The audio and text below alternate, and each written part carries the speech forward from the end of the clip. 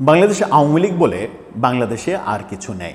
আওয়ামী লীগের অস্তিত্ব নেই, অর্থাৎ আওয়ামী লীগটা এখন আর বাংলাদেশ আওয়ামী লীগ না। আওয়ামী লীগকে বাংলাদেশের মানুষ আর ওন করে না, বাংলাদেশের মানুষ ছুঁড়ে ফেলে দিয়েছে।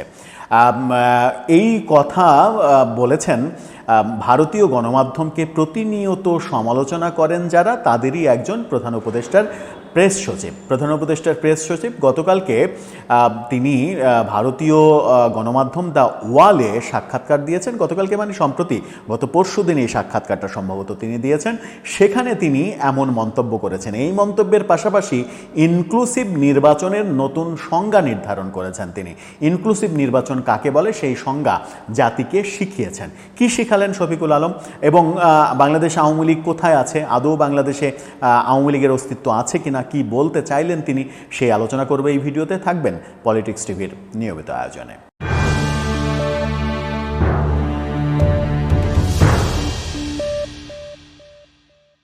দর্শক, পলিটিক্স টিভির নিয়মিত ভিডিওগুলো স্পন্সর করছে প্রজাপতি.টিভি, নতুন ওটিটি প্ল্যাটফর্ম। আপনারা চাইলে ইউটিউবে, ফেসবুকে, ইনস্টাগ্রামে, টিকটকে দেখে নিতে পারেন। ডেসক্রিপশন বক্সে লিঙ্ক দেওয়া থাকবে, সেখান থেকেও আপনারা দেখে নিতে পারেন প্রজাপতির কার্যক্রম। বলছিলাম প্রধান উপদেষ্টার প্রেস সেক্রেটারি শফিকুল আলমের কথা।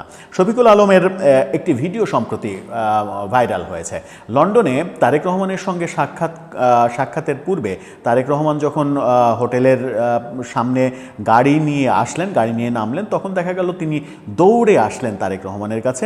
প্রথমে ৩-৪ জনের পেছনে দাঁড়ালেন, ওখান থেকে হ্যান্ডশেক করার চেষ্টা করলেন, ওখান থেকে সুযোগ পেলেন না। তারপরে একজনকে পাশ কাটিয়ে তার পাশে আসলেন, সেখান থেকে হ্যান্ডশেক করার চেষ্টা করলেন, সেখানে সুযোগ পেলেন না। তারপরে নিরাপত্তা উপদেষ্টা ডক্টর খলিলুর রহমানকে পাশ কাটিয়ে তারও ডানে সরাসরি সবাইকে টপকে তারেক রহমানের সামনে যাওয়ার চেষ্টা করলেন। সেখানে গিয়ে তারেক রহমানের সঙ্গে হ্যান্ডশেক করে এক ধরনের স্বস্তি অনুভব করলেন। এবং ফেসবুকে তিনি তারেক রহমানের সঙ্গে যে মুহূর্তগুলো, সেই মুহূর্তগুলোর ছবি দিয়ে পোস্টও করেছেন। তার মানে হচ্ছে তারেক রহমানের সঙ্গে তার এই সাক্ষাৎ করা, হ্যান্ডশেক করা, এই ব্যাপারটা একটা ঐতিহাসিক ব্যাপার হিসেবেই তিনি দেখতে চেয়েছেন। এটা নিয়ে সামাজিক যোগাযোগ মাধ্যমে ব্যাপক ট্রলও আমরা দেখছি। শফিকুল আলম সহ অনেকেই আমরা ভারতীয় মিডিয়ার সমালোচনা করি। ভারতীয় মিডিয়া বাংলাদেশ সম্পর্কে নানা ধরনের প্রোপাগান্ডা করছে। কিছু কিছু ক্ষেত্রে তো অবশ্যই ঠিক, ভারতীয় কিছু মিডিয়া এই কাজটি করছে, দেদারছে প্রোপাগান্ডা করছে, গুজব রটাচ্ছে, এটা ঠিক। কিন্তু ভারতের সব মিডিয়াকে পাইকারি হারে দোষ দেওয়ার কোনো যে কারণ নেই। শফিকুল আলম আবার নিজেই সেটা প্রমাণ করলেন ভারতীয় একটি গণমাধ্যমে। এর আগেও তিনি সাক্ষাৎকার দিয়েছেন আরেকটি গণমাধ্যমে, এবার তিনি দ্য ওয়ালে সাক্ষাৎকার দিলেন। ভারতীয় গণমাধ্যম দ্য ওয়ালে বাংলাদেশ থেকে টেলিফোন যোগে তিনি সাক্ষাৎকার দিয়েছেন। সেই সাক্ষাৎকারে তিনি বলার চেষ্টা করেছেন বাংলাদেশে আওয়ামী লীগের আর কোনো অস্তিত্ব নেই। তিনি বলার চেষ্টা করেছেন আওয়ামী লীগ আর বাংলাদেশ আওয়ামী লীগ না। আওয়ামী লীগ হতে পারে, কিছু কিছু মানুষ সমর্থন করতে পারে, কিন্তু বাংলাদেশ আওয়ামী লীগ বলে যে বৃহৎ ব্যাপারটা ভাবা হতো, যে আওয়ামী লীগ বাংলাদেশে একটা ফ্যাক্ট, তিনি বলেছেন যে না, আওয়ামী লীগ আর বাংলাদেশে একটা ফ্যাক্ট না। আওয়ামী লীগ এখন বাংলাদেশের ঠুটুর জগন্নাথ। আওয়ামী লীগের অস্তিত্ব আর বাংলাদেশে নেই, বাংলাদেশের মানুষ আওয়ামী লীগকে আর মেনে নেবে না, এমন কথা তিনি বললেন। তিনি তার কথা বলতেই পারেন, সময় এবং বাস্তবতা তার কথার সত্যতা কিংবা সত্য নাকি মিথ্যা সেটা হয়তো প্রমাণ করবে, সেটা পরের বিষয়। কিন্তু তিনি যে গুরুত্বপূর্ণ কথাটা আর একটা কথা বললেন, সেটা হচ্ছে যে তিনি ইনক্লুসিভ নির্বাচনের সংজ্ঞা শেখালেন জাতিকে।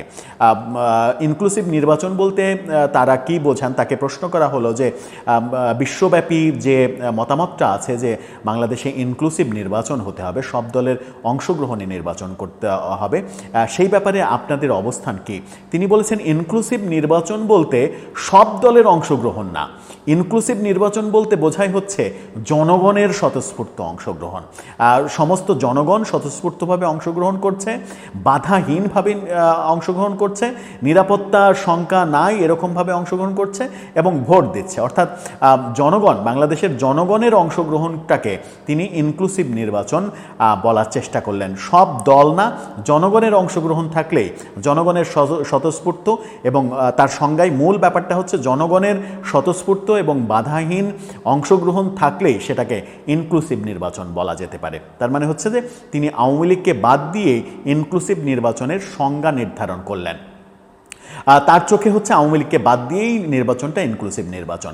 ঠিক একই রকমের সংজ্ঞা আমরা বিগত সরকারের আমলে অর্থাৎ আওয়ামী লীগের সরকারের আমলে আওয়ামী লীগের বিভিন্ন নেতাকর্মীর মুখে শুনতে পেয়েছি। তারা বলেছে বিএনপিকে ছাড়াই জনগণের অংশগ্রহণমূলক নির্বাচন সম্ভব, এবং সেটা তারা করেছে, 14তে করেছে, 24-এ করেছে, 18-তে যদিও বিএনপি অংশগ্রহণ করেছে।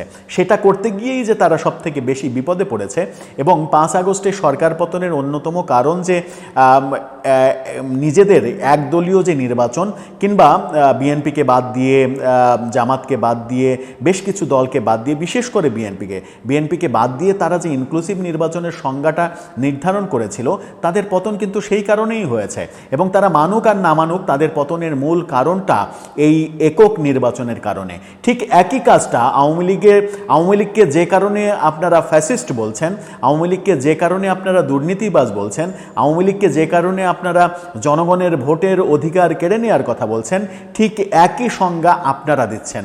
ওই ইনক্লুসিভ নির্বাচনের তত্ত্ব, একই তত্ত্ব শফিকুল আলম তিনি ভারতের গণমাধ্যম দ্য ওয়ালকে দিলেন, এবং জনগণকে, বাংলাদেশের জনগণকে একটা ঘটি বুঝ দিলেন যে ইনক্লুসিভ নির্বাচন বলতে আওয়ামী লীগকে বাদ দিয়ে নির্বাচনকেই বোঝায়। জনগণের অংশগ্রহণ থাকলে ইনক্লুসিভ নির্বাচন।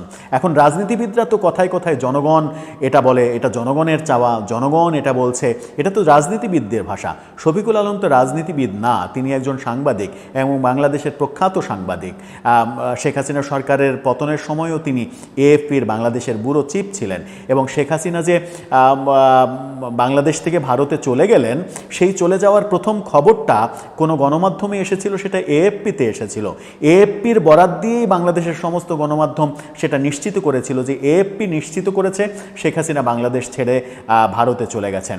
সেই পর্যায়ের বরেণ্য সাংবাদিক তিনি যখন এই রকম গোঁজামিল দেওয়া কথা বলেন, তখন তিনি যে সরকারকে বিপদে ফেলছেন, অন্তর্বর্তীকালীন সরকারের স্ট্রাকচারটাকে এক ধরনের রাজনীতিকীকরণ করছেন, রাজনৈতিক একটা মলাটে আবদ্ধ করছেন, সেটা বুঝতে কি আর বাকি থাকে?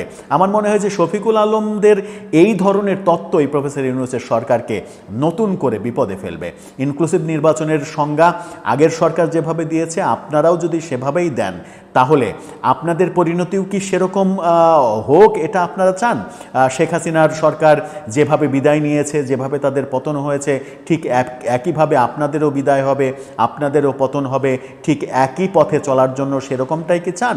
নাকি আমরা একটা ভিন্ন পরিবেশ চাই, ভিন্ন বাস্তবতা চাই, ভিন্ন অবস্থা চাই, ভিন্ন বাংলাদেশ চাই, ভিন্ন বাংলাদেশের সংজ্ঞা চাই? আমরা নতুন করে একটা স্বপ্ন দেখতে চাই, সেই স্বপ্নগুলো বোধহয় মাটি হবে এই ধরনের কথাবার্তায়। এই যে ইনক্লুসিভ নির্বাচনের সংজ্ঞা, এই ইনক্লুসিভ নির্বাচনের সংজ্ঞায় এই সরকারকে নতুন করে বিপদে ফেলবে, এবং আন্তর্জাতিক মহলে প্রচণ্ড সমালোচনার শিকার হতে হবে, আন্তর্জাতিক চাপ বাড়বে, এবং আন্তর্জাতিক চাপ বাড়ার ফলে এই সংজ্ঞা ভুলে যেতে হবে তাদেরকে।